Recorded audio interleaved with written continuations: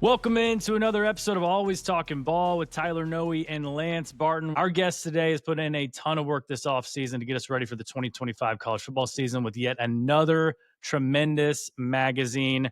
It's out now. You can go to pick6previews.com, get a hard copy, get a digital copy, whichever you like. Brett Ciancia of Pick Six Previews joins us. Welcome in, Brett.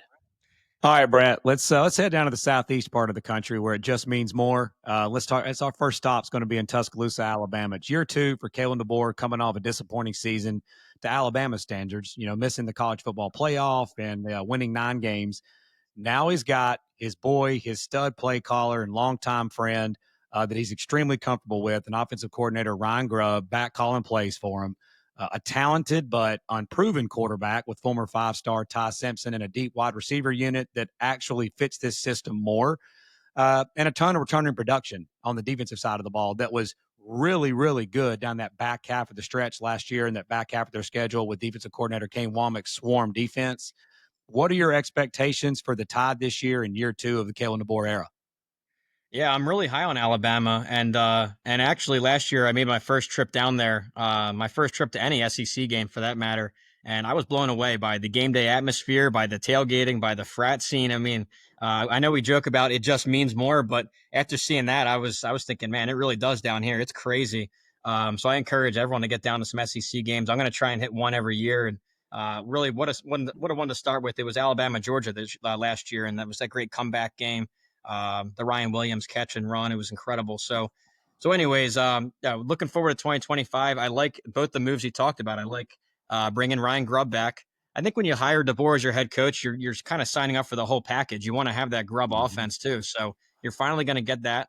And I think finally you're going to get a handpicked quarterback that they can build around. I know Milroe is a great athlete, but I don't know that really fits the scheme they wanted. So now they got 3 guys to pick from. We'll see what they come out with in fall camp. Looks like the veteran Simpson, but they have 2 good names around him. But yeah, what I really, really like about Alabama, in fact, I've got them higher than most in the country. I have them number 4 preseason overall, number 2 in the SEC. I really like, similar to Penn State, they're really veteran. A lot of guys came back from the draft. If you watch the NFL draft every year, you're seeing 10 to 12 Bama players get picked every year. This year, you only saw 5. And a lot of that is because the defenders all came back to Tuscaloosa. So extremely veteran, a lot of star power.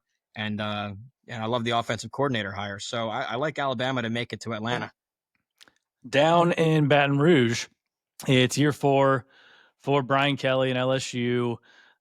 He's got some pressure on him, obviously. He's lost 3 straight openers. They got another tough one, week 1 at Clemson.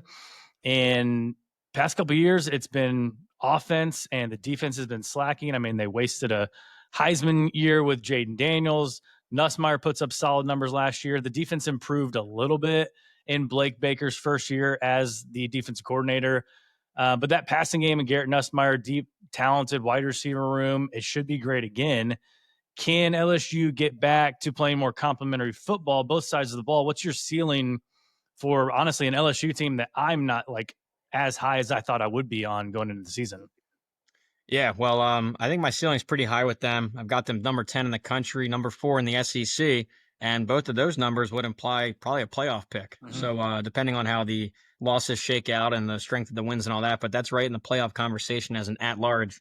I'm really banking on Blake Baker, and he did great work at previous stops.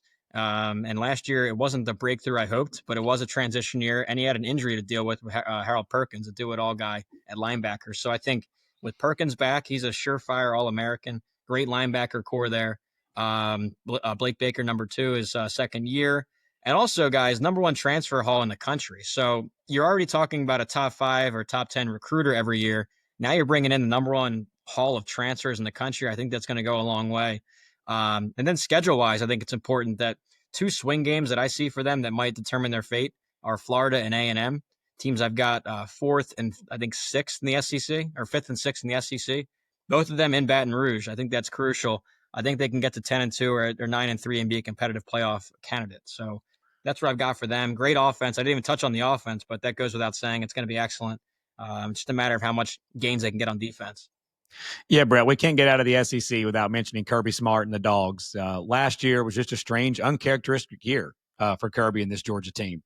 They couldn't run the football. They were ranked like around 102nd in the country in running the football. Their wide receiver core led the nation in drops and just consistently banged up along their offensive line, which led to very inconsistent play throughout the year with that group.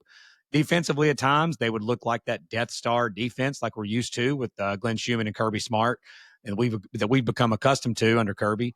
And then at times, they would just get uncharacteristically pushed around and just out physicaled, like in the Ole Miss game, in that Notre Dame game, in the Sugar Bowl. And yet, they still found a way to win the SEC with one of the toughest schedules in the country. So this year, they only have 3 true road games because of the neutral sites with rivals Florida and Georgia Tech. They're playing Georgia Tech in the Mercedes-Benz Dome this year. The Dogs' win total is currently set at 9.5 on FanDuel and DraftKings, which is the lowest since Kirby's second year in Athens.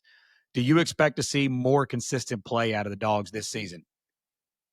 Well, I think it'll look more like last year. And that's not a knock. I mean, that's still good enough to win the conference. It's still a playoff team. I think you're going to see more of the 2024 edition than you were compared to the dynasty years, the 2021 through 23. Those were elite teams. They ranked number 1 in my game grader for 3 straight years. But last year finally looked a little human. You touched on some of the struggling points, the drop balls, maybe the lack of separation at receiver. They missed a lot of tackles last year, uncharacteristic. But I think they improved a lot from the portal. They brought in 2 great receivers. I really like this defense. And it's crazy because I cover all 4 conferences, and that means all 68 teams. And you look at a team like Boston College or Wake, and it's just like there's no blue chippers at all. Then you cover Georgia, and it's like 5-star, 5-star, 5-star. You got so many 5 stars and top 100 guys. It's just a conveyor belt of talent. So I think they're going to be strong enough to make it back to the playoff. Something like 10-2. I like the over that 9.5. But probably more in the sense of a last year type Georgia team than the Kirby Smart dynasty teams.